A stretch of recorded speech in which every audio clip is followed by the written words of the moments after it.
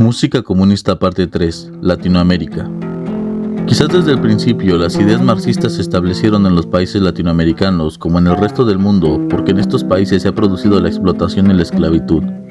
Siendo una de las principales víctimas del mercantilismo, de la corrupción de nuestros gobiernos y de la pobreza, así como de la desigualdad provocada tanto por el capital como las naciones imperialistas que han buscado quitarnos nuestros recursos y la libertad de nuestros pueblos. Latinoamérica en sí, quizás por su historia, era la más propensa a simpatizar con el ideal comunista. No solo entonces el comunismo se buscó desarrollar en países como Rusia, como China o Corea, quizás en algunas de las repúblicas africanas, sino que también en los países latinoamericanos que veían al estadounidense como un enemigo. Es por ello que José Carlos Mariátegui, el periodista peruano, en su búsqueda de la identidad latinoamericana, establece a la vez una relación con el marxismo que conoció en Europa, en donde arte y socialismo se conjuntan para recuperar el alma de Latinoamérica. Y es aquí en donde un grupo invisibilizado se hace más presente como uno más de los oprimidos.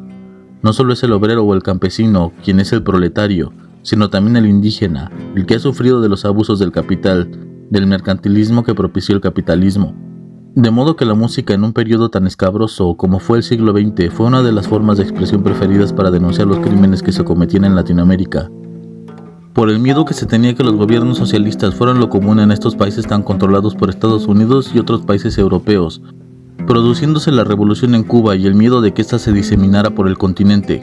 De allí que hayan surgido varios exponentes del marxismo en Latinoamérica como cantantes, artistas, poetas, escritores, que apoyaban de alguna manera la liberación final de Latinoamérica, de sus gobiernos corruptos, como dice la Internacional.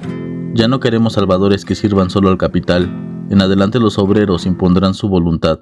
Aquellos que nunca fueron nada, dueños del mundo hoy serán.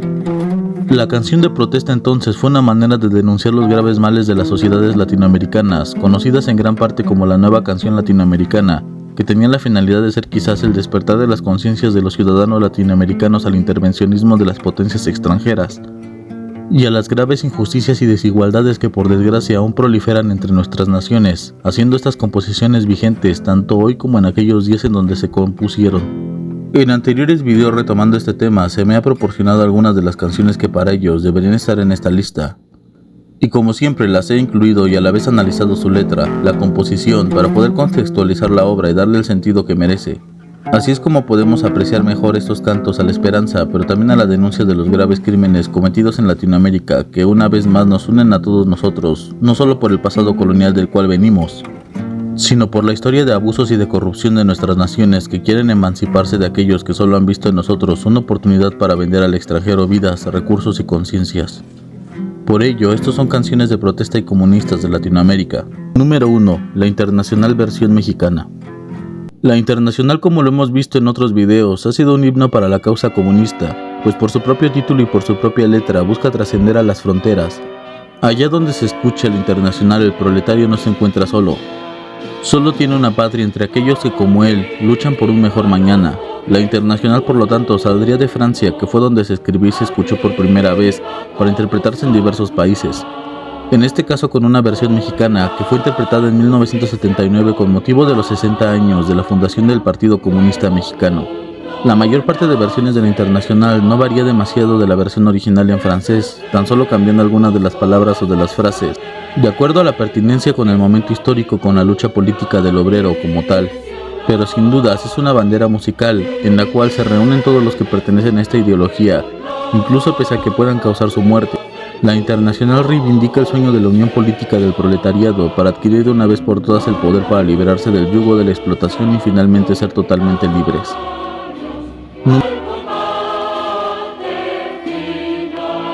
Número 2. Canción del poder popular. En el contexto del ascenso del poder de Salvador Allende, muchas canciones se hicieron para celebrar al político socialista que gobernaría Chile. La canción es hermosa realmente con su letra y composición, creada e interpretada por Inti Illimani en el año de 1970, que forma parte de su álbum Canto al Programa y a su vez pertenece al movimiento conocido como Nueva Canción Chilena.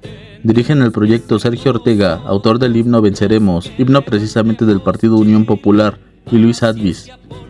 En esta canción nos habla de cómo el pueblo debe involucrarse para construir una nueva nación, un Chile bien diferente, porque esta vez no se trata de cambiar a un presidente, Esta frase es poderosa porque cuántas veces no hemos creído que con la llegada al poder de algún dirigente político, de algún partido, etc., las cosas en nuestros países han de cambiar y sus problemas se han de solucionar. Pero casi siempre resulta ser una decepción porque aquellos que en verdad deben de cambiar para que exista un verdadero cambio en el país no son sus gobernantes sino los pueblos. Un pueblo diferente ha de tener gobernantes diferentes y mejor aún, sabrán cómo gobernarse sin que sean vendidos o abusados por sus propios gobiernos corruptos. Esta canción tiene mucho poder en la letra, pero sobre todo al recordarnos cómo en Chile se dio un golpe de estado en contra de aquel que solo quería un cambio social para su país, cambiándolo por un tirano. ¡Viva México! ¡Viva Chile! ¡Viva Latinoamérica unida! Hay jóvenes viejos y viejos jóvenes, y en estos me ubico yo. Esos jóvenes viejos no se preguntan cuántas viviendas faltan en nuestros países, y a veces ni en su propio país. Hay muchos médicos que no comprenden que la salud se compra y que hay miles y miles y miles de hombres y mujeres en América Latina que no pueden comprar la salud. De igual manera que hay maestros que no se inquietan, que haya también cientos y miles de niños y de jóvenes que no pueden ingresar a las escuelas. En América Latina hay más de 30 millones de cesantes absolutos y la cifra se eleva por sobre 60 millones, tomando en consideración aquellos que tienen trabajos ocasionales. Para que termine esta realidad brutal se requiere un profesional comprometido con el cambio social. Se necesitan profesionales que no busquen engordar en los puestos públicos, en las capitales de nuestras patrias. Que la obligación del que estudió aquí es no olvidar que esta es una universidad del Estado, que la pagan los contribuyentes, que la inmensa mayoría de ellos son los trabajadores y que por desgracia en esta universidad y como en las universidades de mi patria, la presencia de hijos de campesinos y de obreros alcanza un bajo nivel todavía.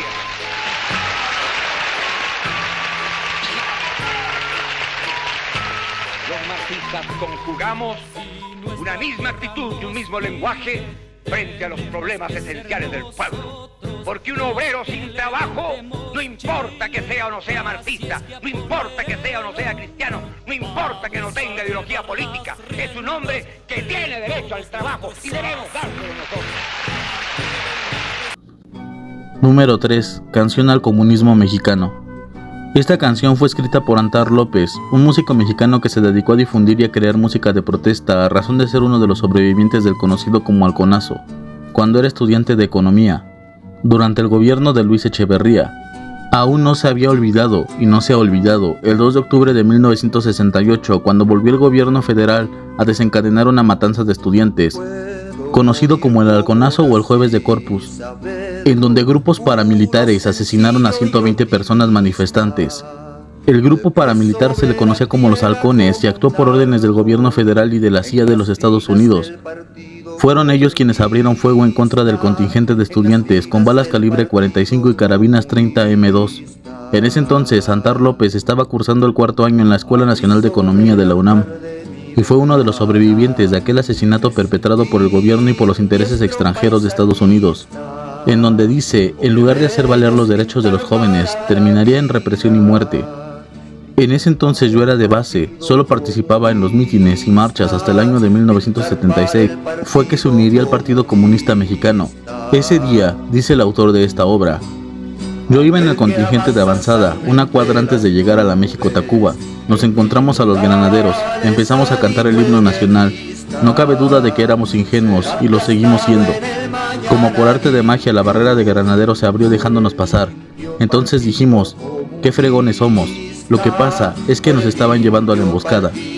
Cuenta que pudo escapar de la matanza, pero lo capturaron junto con otros jóvenes y lo golpearon, subiéndolo a las Julias, unas camionetas que usaba la policía en esa época, y entonces uno de los sujetos que lo tenía prisionero le dijo, Yo estaba muerto de miedo y seguramente se me veía porque un sujeto me dijo: mira, yo veo que eres buena onda y todo lo que sabes, cabrón, porque la neta, como dicen que no hay detenidos, los vamos a desaparecer. Después de ese evento en el que apenas saldría a salvo y sabiendo que en Latinoamérica se había creado un conjunto de músicos y compositores, así como de intérpretes que cantaban música de protesta, se dedicó a la realización de estas obras y a la difusión de las mismas, en donde el hartazgo por un gobierno corrupto aliado del interés extranjero y a la represión de sus comunidades hacía que fuera cada vez más común el cantar y el componer estas canciones, que son un medio de externar todo el sentimiento de impotencia y de injusticia, así como desigualdad existentes en nuestros países latinoamericanos. Los jóvenes nos manifestamos y empezamos a afiliar a partidos como el Partido Comunista. En un grupo estábamos Marcial Alejandro, Mario Enríquez junto a Emilia Almazán. También estaba Eugenia León y cantábamos en plazas, en pueblos, hasta arriba de los camiones, donde se podía, relata. Y bien lo representa en la determinación de sus estrofas para el Partido Comunista Mexicano. Puedo morir como nací y sabedlo, puro, sencillo y optimista, de pie sobre la tierra como un árbol, en las filas del Partido Comunista, aquel que amasa sangre entre las nubes, el criminal, el sádico, el guerrista, será aplastado del mañana limpio, por el limpio Partido Comunista.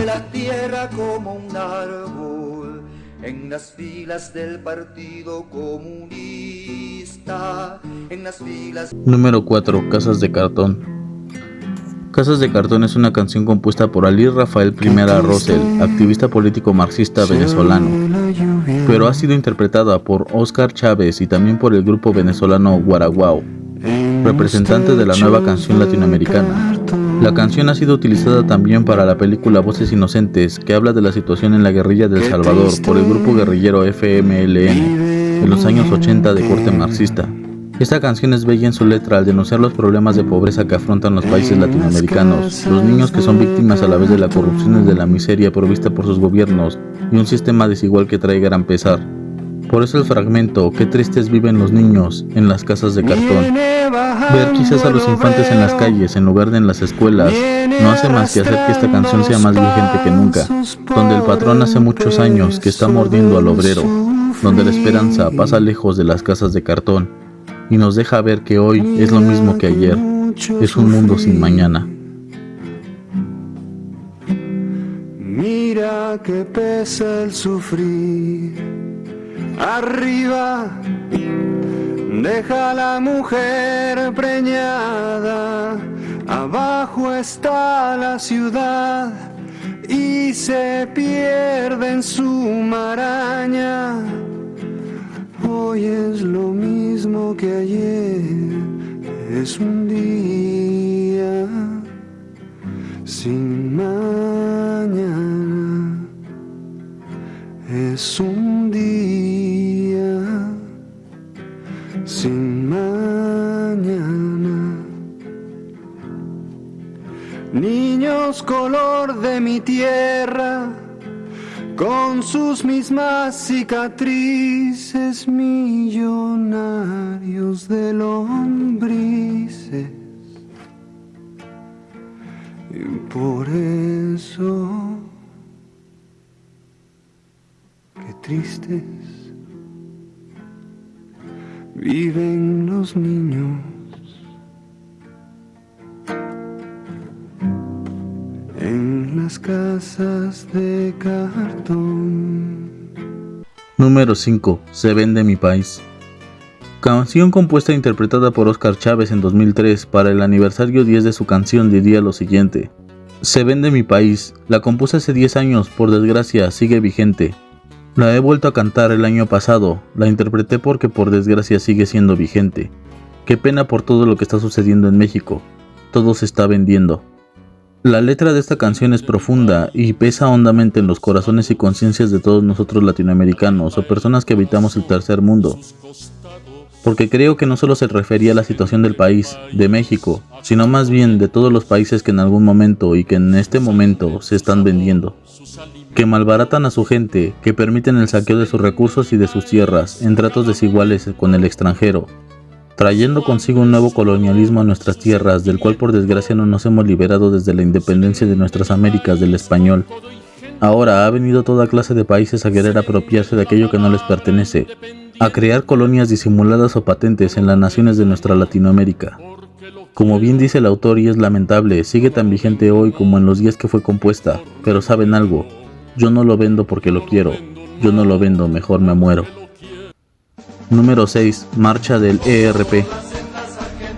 La marcha del ERP, por sus siglas, el Ejército Revolucionario del Pueblo, fue el himno oficial de esta organización, grupo guerrillero del Partido Revolucionario de los Trabajadores, liderado por Mario Roberto Santucho en la Argentina durante los años de 1970.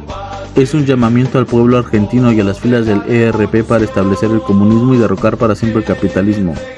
La etapa capitalista para siempre morirá, por una Argentina en armas, en cada puño, un fusil.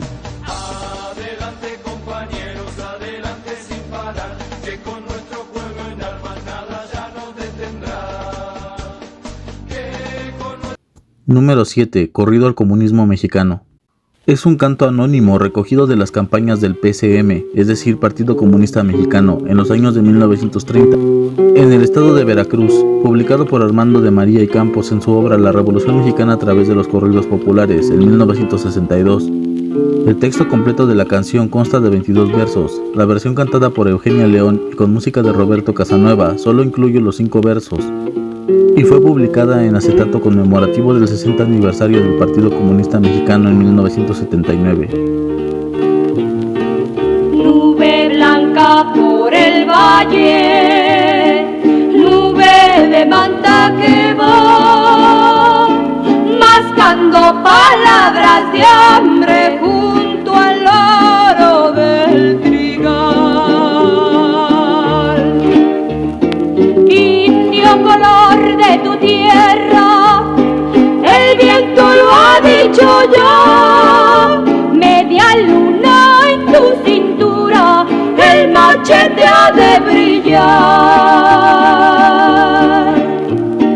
Llorará sangre la aurora si la quieres degollar, llorará sangre la aurora.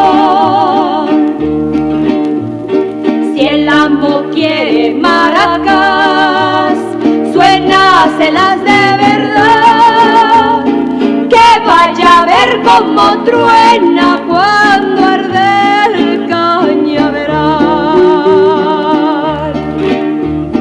El monte se hizo pedazos y se metió en la ciudad, huellas de yunque en las manos que hacen el mundo girar. Mi machete y tu martillo en la noche brillará, mi machete y tu martillo.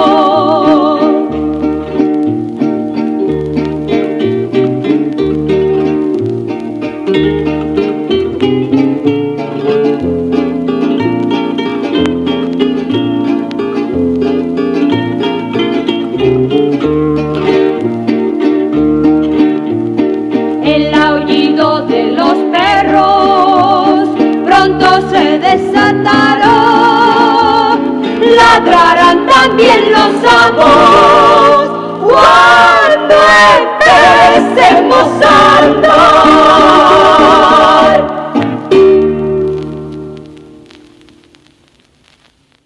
Número 8. El pueblo unido jamás será vencido. Es una canción perteneciente al grupo Quilapayún, una canción evidentemente de protesta cuya música fue compuesta por Sergio Ortega Alvarado y el texto escrito en conjunto por Quilapayún, conocida alrededor del mundo y por lo tanto una de las canciones de protesta más famosas de la historia. Junto con el tema Venceremos, escrito por el mismo autor Ortega, el título de la canción está inspirado en la frase del líder político colombiano Jorge Eliezer Gaitán, pronunciadas en un discurso en el año de 1940, siendo popularizadas por el gobierno socialista del presidente Salvador Allende en Chile a comienzos de la década de los 70. La canción fue grabada por primera vez en 1973 en un concierto masivo de Quilapayún, en Santiago, a solo 3 meses del golpe de estado de Augusto Pinochet que derrocó a Allende y dio inicio al periodo de la dictadura militar. Poco antes de dicho concierto, Salvador Allende habría nombrado a Sergio Ortega y a Víctor Jara como embajador cultural del gobierno de la Unidad Popular. Este último sería asesinado días después del golpe de estado. Posterior al golpe de estado, otras bandas se apropiarían del tema, y quienes más la cantaban era Quilapayún e Inti Illimani, en su destierro a Europa, donde continuaron con su prolífica carrera musical hasta su regreso 15 años después a Chile, después de terminar la dictadura de Pinochet.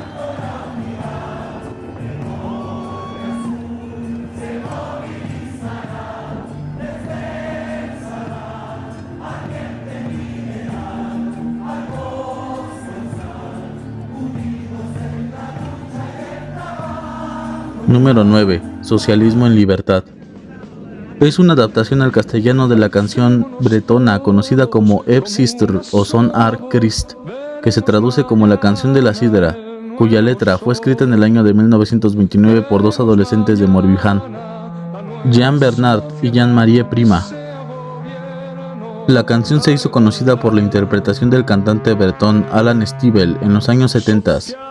Esta versión es interpretada por Víctor Manuel en el disco Canto para Todos de 1977. Naturalmente, y como podemos escuchar, es un himno para el socialismo, con mensajes muy poderosos de unidad y de libertad, como es la estrofa de «Sabremos ser libres, podremos alcanzar de todos los pueblos la unidad. Nos sobra voluntad, haremos camino al caminar. Un solo camino nos lleva a la unidad, no hay nada que ocultar. ¿Quién puede querernos separar?» Sabremos ser libres, podremos alcanzar de todos los pueblos la unidad. De todos los pueblos nos sobra voluntad, haremos camino al caminar. Socialismo en libertad, la roja bandera, la solidaridad, la roja bandera vencerá. Número 10. Canción del guerrillero. Es una canción guatemalteca cuyo autor es desconocido, pero la versión que escuchamos es interpretada por Judith Reyes. Como podemos notar, es una canción de protesta que habla sobre la situación de Guatemala durante la intervención estadounidense en su país. De allí que diga que el Yankee bombas dejó caer, así como derramar napalm, una sustancia química que produce grandes incendios y es usada por lanzallamas y bombas incendiarias. En contexto, podemos referir al gobierno de Jacobo Arbenz, quien fue electo presidente de Guatemala por obreros, campesinos, maestros y estudiantes. La izquierda le dio su respaldo al prometer la reforma agraria. Al inicio de su gobierno en 1950, el 76% de los habitantes poseían menos del 10% de las tierras, mientras que un 22% controlaban el 70%. El presidente entonces se impuso la difícil meta de sacar adelante una revolución social y económica en el medio rural guatemalteco. A partir de la Segunda Guerra Mundial, los Estados Unidos ejercían una influencia ideológica y doctrinal decisiva entre las cúpulas más destacadas de la oficialidad militar latinoamericana. En el caso de Guatemala, estaba en manos de pocos grandes hacendados y de la gran empresa estadounidense explotadora del plátano o banano, producto principal de la economía nacional que se sostenía gracias al sometimiento de trabajadores en un régimen de semiesclavitud, con fuertes desplazamientos migratorios internos de la población. Guatemala contaba ya desde entonces con una amplia tradición autoritaria. De hecho, el perfil revolucionario de Jacobo Arbenz se gestó bajo la dictadura del general Jorge Ubico. En esos años, conocido como Mano Firme, se caracterizaban por los excesos y abusos permitidos a los terratenientes que gozaban de inmunidad jurídica, el control y amordazamiento de la prensa y la prohibición de palabras como obrero y sindicato. El régimen de Arbenz se caracterizó por la lucha constante contra los intereses de los Estados Unidos, en particular con la expropiación de los extensos terrenos de las poderosas empresas estadounidenses UFCO, IRCA y la Bon & Share. Los tres grandes proyectos de Arbenz fueron la nacionalización de la empresa eléctrica monopolizada por los Estados Unidos, la construcción de la carretera al Atlántico para romper el monopolio de los ferrocarriles de Centroamérica, también administración estadounidense, y la reforma agraria a través del decreto 900. Este benefició a más de 100,000 campesinos. En 1952 los terratenientes locales junto con la empresa Fruit Company comenzaron una campaña de deslegitimización del gobierno de Arbenz. acusándolo de seguir los dictámenes de la URSS. Posteriormente la CIA intervino en Guatemala, diseñó una operación experimental encubierta, al parecer un experimento para las futuras intervenciones e invasiones en Latinoamérica. El golpe de Estado se gestó ante la presencia militarizada de los Estados Unidos. Siguiendo todos los pasos de invasiones y de desestabilizaciones de este país, la noche del 18 de junio de 1954, más de 500 soldados se unieron a la frontera de Honduras bajo el general Carlos Castillo de Armas para deponer al presidente Arbenz, quien finalmente renunció del cargo de presidente el 27 de junio de ese mismo año. Así fue como un militar progresista que había iniciado un movimiento de renovación ante la rampante pobreza de Guatemala fue derrocado por los intereses estadounidenses y de los terratenientes, quienes una vez más se salieron con la suya como antesala de otros intervencionismos e injerencias de los Estados Unidos en Latinoamérica a lo largo de ese siglo. Nuestro único delito consiste en decretar nuestras propias leyes y aplicarlas a todos sin excepción. Hemos sido condenados porque hemos dado a la población campesina tierra y derechos. Fue el discurso de renuncia a la presidencia de Guatemala de Jacobo Arbenz Vilanova. Ahora podremos entender mejor la letra de esta canción de protesta, que valiente brota desde la boca de mi fusil, pues mucho el esfuerzo y poco el salario genera al fin la revolución. A este acontecimiento se le conoce como el primer golpe de Estado orquestado por la CIA en un país latinoamericano. Número 11. Al pueblo lo que es del pueblo. Es una composición y título de un álbum del músico argentino Piero, que fue publicado en 1974, plasmando en sus canciones la realidad de su país, marcado por la violencia de Estado, la persecución política y las dictaduras militares. Temas como Que se vayan ellos, como este tema, se convirtieron en verdaderos himnos de la lucha social en todo el continente americano. Las canciones comprendidas en esta recopilación están basadas en los gobiernos dictatoriales de Juan Carlos Onganía, Roberto Livingston y Alejandro Agustín Lanusse, entre los años de 1966 a 1973. En ese álbum también hay una emotiva interpretación de la canción Te recuerdo Amanda, del cantautor asesinado por la dictadura de Pinochet en Chile, Víctor Jara. Por su alto contenido crítico para los gobernantes de facto, fue prohibido durante la dictadura militar de la Argentina entre 1975 y 1983. Piero debió exiliarse para preservar su vida. El disco sería reeditado en 1983 con el regreso de la democracia. Cuenta el autor que una vez le dijeron sobre un oficial que puso esta canción y mientras bailaba a los colimbas, es decir, a los soldados, decía: Mercedes Sosa, Atahualpa Yupanqui, etc., merecen estar presos, pero este de acá, decía y se ponía el dedo en medio de la frente. Recordaría Piero en 2015 en declaraciones al diario La Voz del Interior. Hay una sola palabra para describir a Latinoamérica, y esa palabra es revolución. Y es que desde sus orígenes Latinoamérica ha tenido que enfrentar invasiones de todo tipo, así como divisiones internas que se siguen produciendo y que no afectan a nadie más que a los propios latinoamericanos, que no han sabido verse como hermanos de lucha, revolucionarios, que no han sabido encontrar la enorme similitud más que las diferencias entre nuestras naciones. Cuando todos tenemos los mismos problemas sociales, políticos y económicos, una inmensa desigualdad social, económica y política, por la cual estas canciones nacen y llegan a lo más profundo del alma, de aquellos que hemos visto la miseria y la inmundicia de nuestros sistemas políticos y económicos que solo son funcionales con ignorancia y explotación, con desigualdad y pobreza. Un solo destino nos lleva a la unidad.